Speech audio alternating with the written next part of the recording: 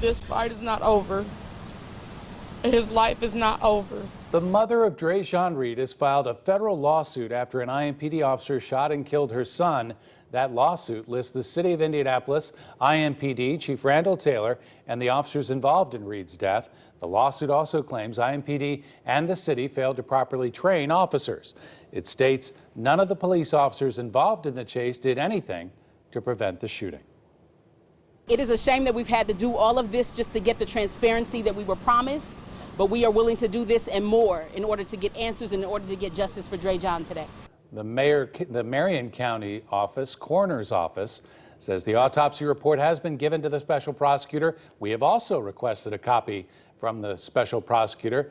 She tells us it will be provided as soon as possible. That lawsuit filed by Dre'Jon Reed's family is not the first wrongful death suit filed against IMPD in recent years.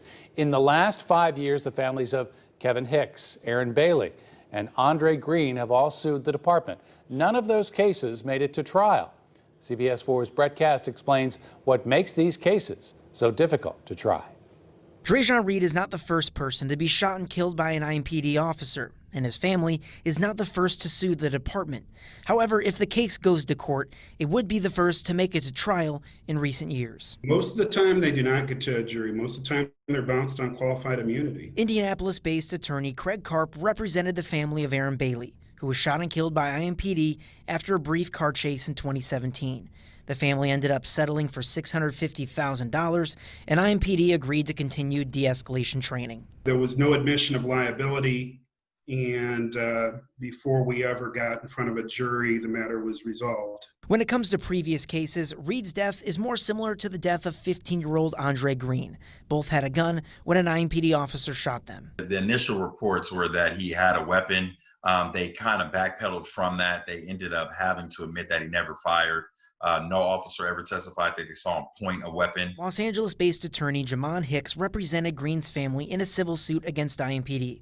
IMPD claimed Hicks drove at officers and was holding a weapon, an account the family disputes. Oftentimes, right, especially in a wrongful death case, you don't have witnesses. So you don't have, in our case, Andre Green available to say, no, this is what happened. I did this and then this happened. All you have are the officers' versions of what happened. But Hicks never had the chance to challenge that version in court, saying the case was dismissed due to qualified immunity, which protects police from lawsuits unless they knowingly violated clearly established law.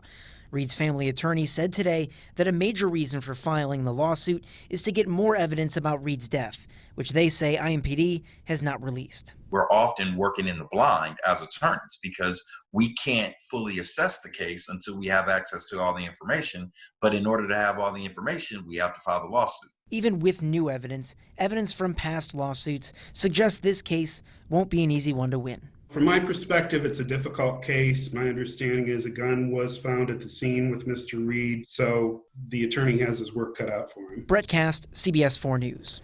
Hicks also says he's in the process of appealing the Andre Green case. IMPD says they do not discuss any ongoing litigation.